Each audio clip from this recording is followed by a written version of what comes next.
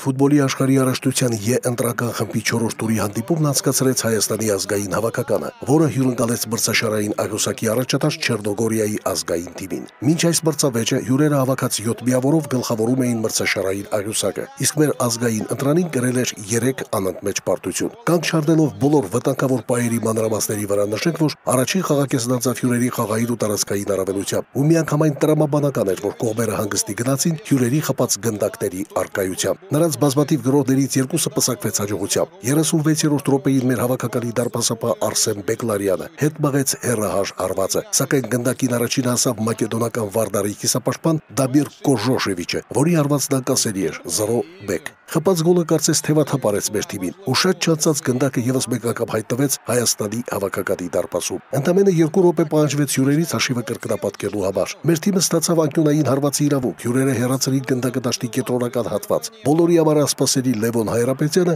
գնդակը սկուտեղի վրա մատուցեց իտալական Ինտերի արձակվող Ստեվան Յովետիչին։ Վերջինս մենակ դուրս եկավ Արսեն Բեգլարյանի դեմ եւ խելամտորեն գնդակը մեր դարպասապահի գլխի վրայով կախեց ցանցի մեջ։ Այսպես հաշիվը դարձավ 0-2 հյուրերի օգտին։ Առաջին խաղակեսում իր հնարավորություններից թույլ խաղաց մեր հավաքականի ավագ Հենրիխ Մխիթարյանը։ Իսկ չէ որ դա է կառուցում մեր թիմի գործողությունները դաշտի միջնաբասում, ցեմենտավորելով կիսապաշտպանական ու արձակողական գծերը։ Իդեպ առաջին կեսում հաշիվը կարող էր ավելի մեծ լինել, եթե մի քանի դրվագներում չփայլեր Ալաշկերտի դարպասապահը։ Ընդմիջումից հետո մեր հավաքականի գլխավոր մարզիչ Արթուր Պետրոսյանը կատարեց ընդամենը 2 փոփոխություն։ 59-րդ րոպեին Ռուսլան Կորյալի փոխարեն խաղադաշտ մտավ Արթուր Սարգիսովը, իսկ խաղի վերջնամասում 81-րդ րոպեին Կաբո Հովհաննիսյանը փոխարինեց Մարկոս Պիզելիին, ու հաջորդ կեսը մեզ բոլորիս պարգևեց արդեն դրական էմոցիաներ։ 50-րդ րոպեին մեր թիմին հաջողվեց կրճատել հաշվի տարբերությունը։ Արտակ Գրիգորյանը դաշտի կենտրոնից իր տպավորիչ ռեյդով խաղարկեց գնդակը Ռուսլան Կորյալին, նրա առաջին հարվածից հետո գնդակն անդրադարձով դիպավ Արտակին եւ հայտնվեց հյուրերի դարպասում։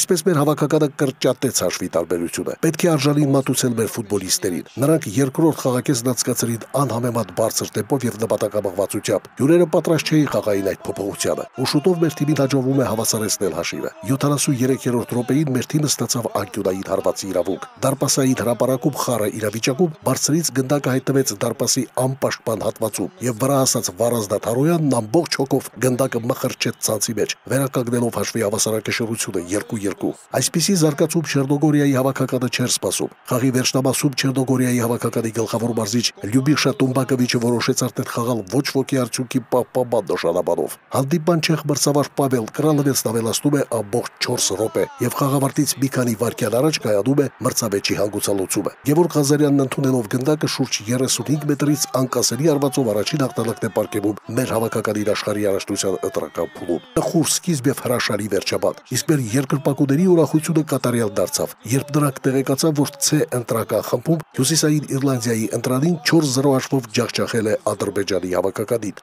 Սամվել Աղանյան, Օրագիծ։